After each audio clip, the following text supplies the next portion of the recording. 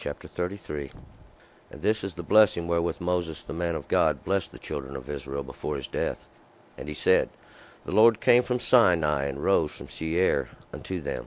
He shined forth from Mount Paran, and he came from the myriads holy, as his right hand was a fiery law unto them.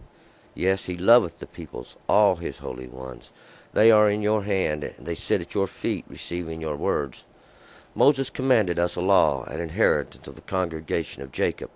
And there was a king in Jeshurun, when the heads of the people were gathered, all the tribes of Israel together. Let Reuben live and not die, and that his men become few. And this for Judah. And he said, Hear, Lord, the voice of Judah, and bring him in unto the people. His hands shall contend for him, and you shall be a help against his adversaries. And of Levi he said, Your Thummim and your Urim be with your Holy One, in whom you did prove at Massah, and whom you did strive at the waters of Meribah, who said of his father and of his mother, I have not seen him, neither did he acknowledge his brethren, nor knew he his own children. For they have observed your word, and keep your covenant. They shall teach Jacob your ordinances, and Israel your law. They shall put incense before you, and whole burnt offerings upon your altar. Bless, Lord, his substance, and accept the work of his hands. Smite through the loins of them that rise up against him, and of them that hate him, that they rise not again.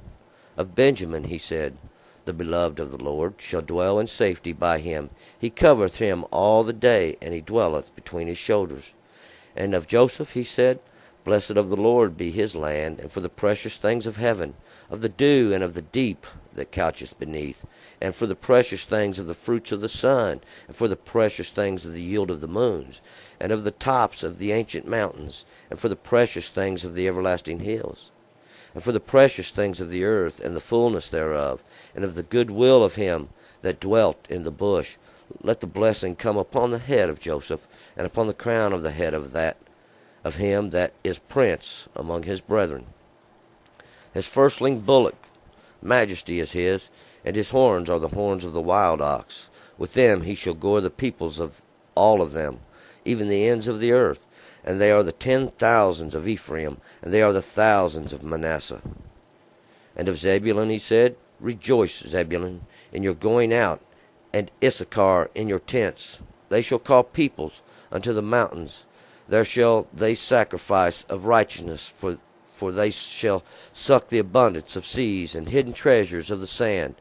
And of Gad he said, Blessed be he that enlargeth Gad. He dwelleth as a lioness, and teareth the arm, yes, the crown of the head. And he chose a first part for himself, for there a portion of a ruler was received, and there came the heads of the people. He executed the righteousness of the Lord, and his ordinances with Israel. And of Dan he said, Dan is a lion's whelp, that leapeth from Bashan. And Naphtali he said, O Naphtali, satisfied with favor, and full with the blessing of the Lord, possess you the sea of the south. And of Asher he said, Blessed be Asher above sons, let him be favored of his brethren, and let him dip his foot in oil. Iron and brass shall be your bars, and as your days so shall your strength be. There is none like unto God, O Jeshurun, who rideth on the heaven as your help, and his excellency on the skies. The eternal God is a dwelling place, and underneath are the everlasting arms. And he thrust out the enemy from before you, and said, Destroy. And Israel dwelleth in safety, the fountain of Jacob alone, in a land of corn and wine. Yes, his heavens drop down dew. Happy are you, O Israel, who is like unto you, a people saved by the Lord, the shield of your help, and that is the sword of your excellency. And thine enemies shall dwindle away before you, and you shall tread upon their high places. All right, let's go back up here to verse 1. And this is the blessing wherewith Moses, the man of God, blessed the children of Israel before his death. All right, now, and basically this is just the blessing Moses is going to give to the 12 individual tribes. He's putting a blessing on each one before he died. And he said, The Lord came forth from Sinai, and rose from Seir unto them. He shined forth from Mount Paran, and he came forth from the myriads holy, as his right hand was a fiery law unto them. And here in verse 2 we see it says myriads holy here. King James is going to say 10,000s of saints or something. And that's probably a little better translation than myriads than 10,000s, because we're talking about a multitude. Myriads is a multitude of people. Holy here, I wouldn't translate it as saints. I would translate that most likely as someone who's been separated, because that's basically what it's saying, is as separated, set aside. These 10,000s who've been set aside at his right hand was a fiery law, because God sets them aside. He gives them the law of God, that they might go forth as an example with it, showing the blessings of God, the fullness of God, and all the earth seeing these things and turning to God, not to Israel, but to God, through himself showing. He shows himself through Israel. He uses Israel to show us himself. 3, yes, he loves the peoples, all his holy ones. They are in God's hand. They sit at God's feet, receiving God's words. This would have been a better interpretation. That way we don't get the wrong impression here, because it's easy to do that when we say the word your. Verse 4, Moses commanded us a law and inheritance of congregation of Jacob. And see here in verse 4, we can clearly see someone else is writing this. This don't read like all the other chapters of the book. This chapter reads a little different. Moses commanded us a law. So someone's, us being the person who's writing this. Verse 5, and there was a king in Jeshurun when the heads of the people were gathered, all the tribes of Israel together. Because this king in Jeshurun is God himself. Before they went across the Jordan into the promised land, all the tribes were together, see, and God was the king thereof. And here's the blessings where Moses blesses the children, each individual tribe. We'll start with verse 6. Let Reuben live and not die, and that his men become few. We're going to find that Reuben lost his birthright. He was the firstborn. His father gave his birthright over to Judah, because Reuben did a little something he shouldn't have done. We'll find that out in another book. We won't give it up here. And this for Judah. And he said, Hear, Lord, the voice of Judah, and bring him in unto his people. His hands shall contend for him, and you shall be a help against his adversaries. So God's going to be Judah's help. And Levi, he said, Your Thummim and your Urim, or God's Thummim and God's Urim, be with God's Holy One. And this was Levi, who he chose to be intercession between the people and God, who he would use as an example later on as well. Say, whom you did prove at Massah, with whom you did strive at the waters of Meribah. Massah and Meribah is the same place. Massah means temptation. Meribah means striving or strife, because this is where the people said to God, what do you bring us out here to die of thirst? They was mad at Moses. They said, what'd you do, Moses? Bring us out here to die of thirst? And Moses was kind of like, why don't you ask God about this and quit asking me? See? And Moses, this is where Moses got in trouble. We shouldn't go into all this, but Moses got in a little trouble here because he didn't sanctify God in front of the people.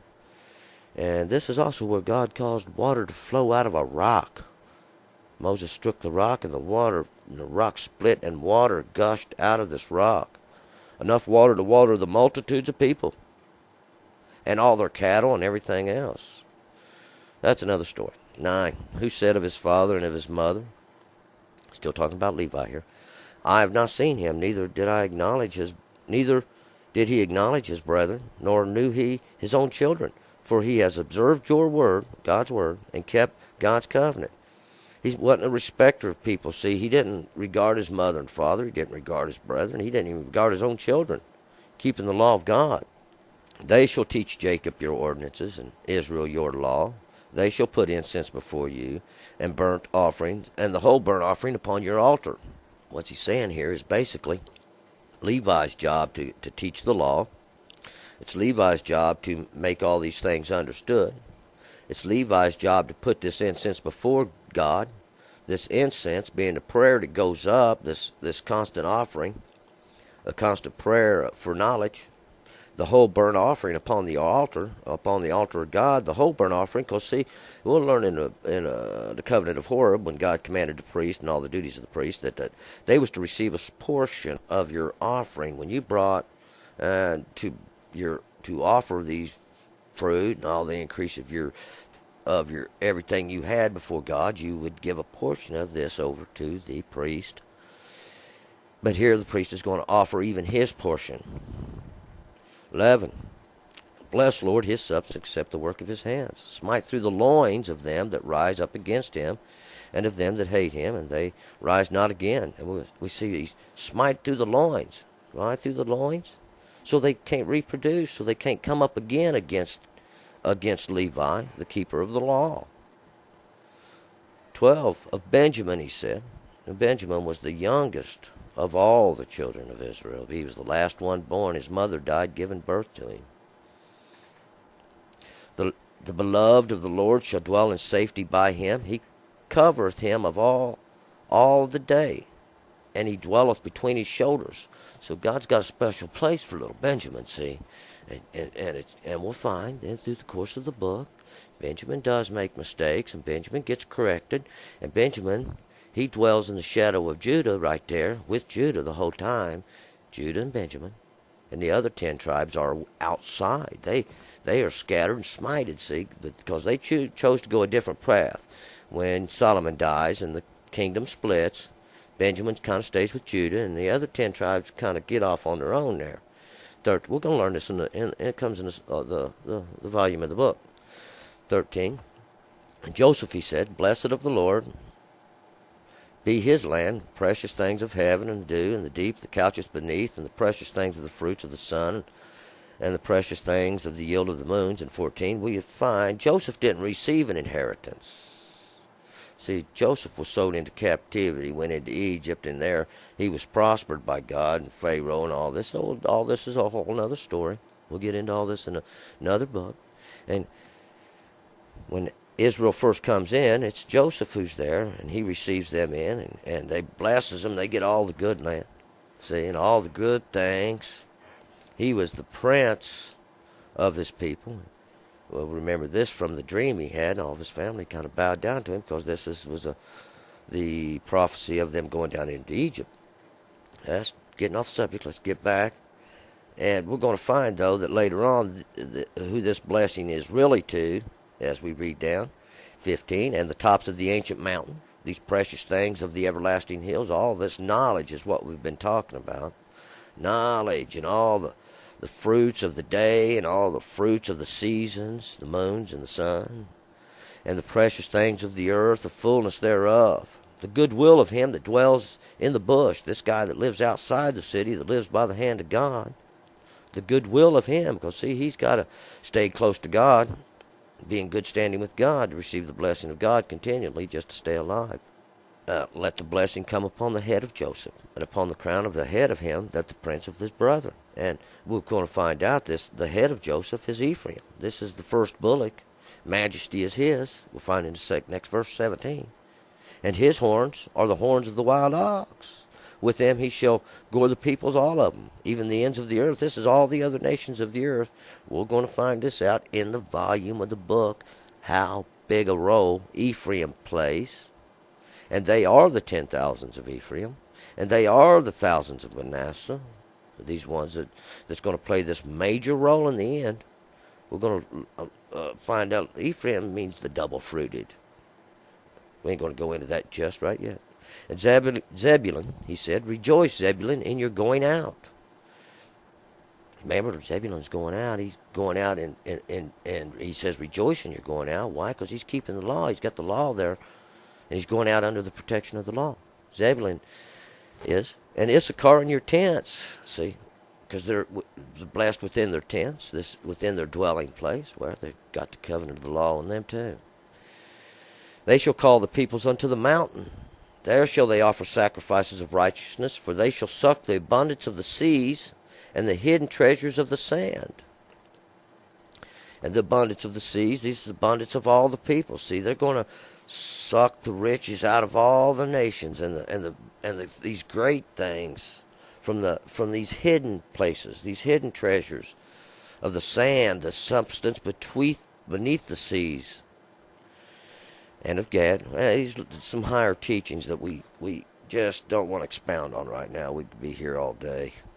And of Gad he said, Blessed be he that enlargeth Gad. He dwelleth as a lioness, and he teareth the arm, yes, the crown of the head. You know, it's the lioness here. Gad is compared to a lioness. This is a female, because the lioness does most of the hunting. And we're going to learn a little later about this lioness. The prophets kind of teach us a little bit about it. The lioness that teaches her children to hunt, teaches her whelps to hunt men. And he chose a first part for himself, for there a portion of a ruler was reserved. And there came the heads of the people and executed the righteousness of the Lord and ordinances with Israel. Right? Because Dan had a certain portion, or Gad had a certain portion that he took unto himself, see. And Dan, he said, Dan is a lion's whelp that leapeth from Bashan. And a lion's whelp is a roar. It comes up suddenly, and he leaps from Bashan. Why? He leaps from his hiding place there where he's been waiting for appointed time. These are all prophecies in a sense, and we're going to learn all of it in the volume of the book. It's where it comes to us. And Naphtali, he said, O Naphtali, satisfied with favor and full of the blessing of the Lord. How God's prospered you and blessed you, and you possess the southern sea. The sea is usually regarded as a multitude of people, a nations.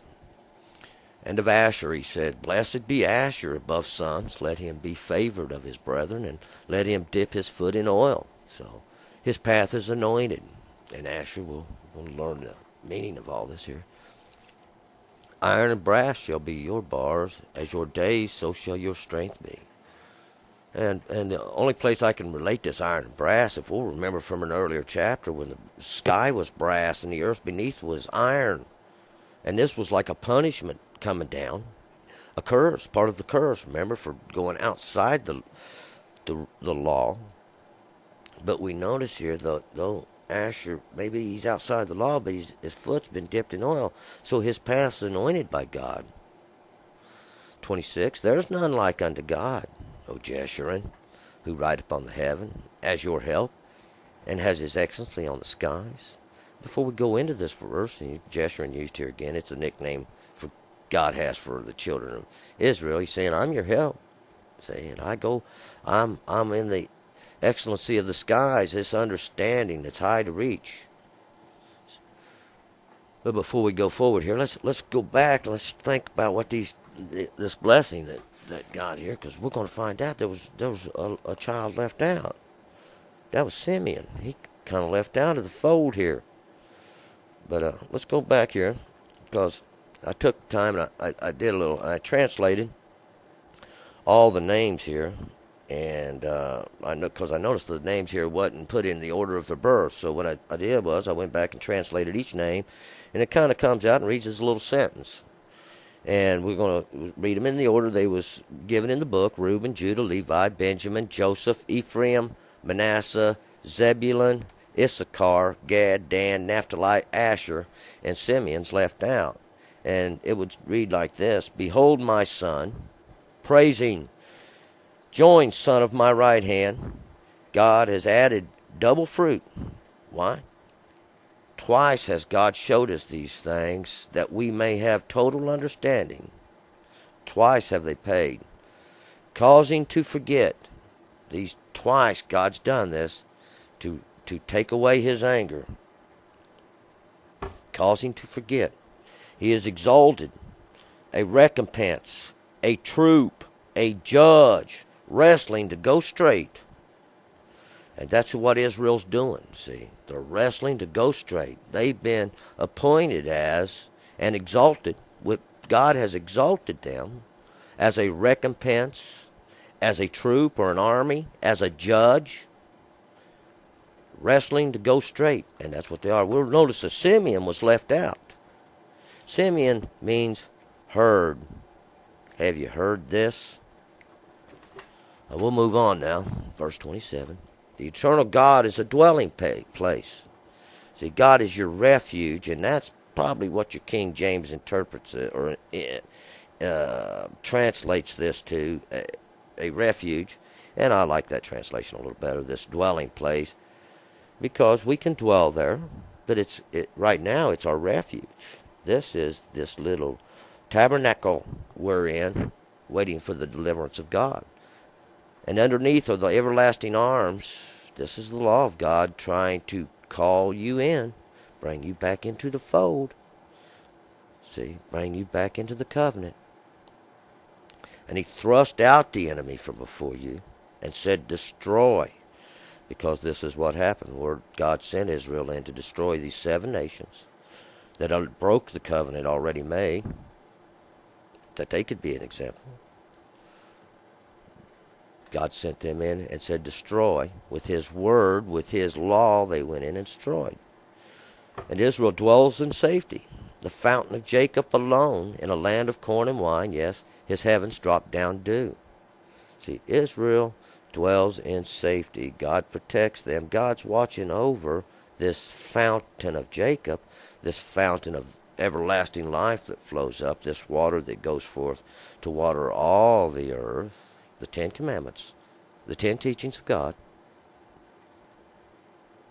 in a land of corn and wine, of plenty, a land of plenty. Yes, his heavens drop down dew. And this is the rain. This is the gentle rain, the latter rain. It was the former rain. It is the latter rain. These things we declare from the beginning are the things of the end. 29. Happy are you, O Israel. Who is like unto you? A people saved by the Lord, the shield of your help, and that is the sword of your excellency. And your enemies shall dwindle before you, and you shall tread upon their high places. And we'll find that's exactly what's going to happen. That's exactly what happened. And we'll find out exactly what's going to happen. God's going to cause this to come forth. Why? God declared this from the beginning. And don't think you can prevent it. He's protecting Israel. He's protected Israel through the law from the beginning. He's going to redeem them. He ain't going to let nobody else come against them unless they should destroy Israel and say that they've done it and not God. God wounds. God heals, see. God used Israel through the course of time to prove these things, punishing them so we could see. We're going to learn this in the volume of the book. All right. God loves you. Let's move forward. 34.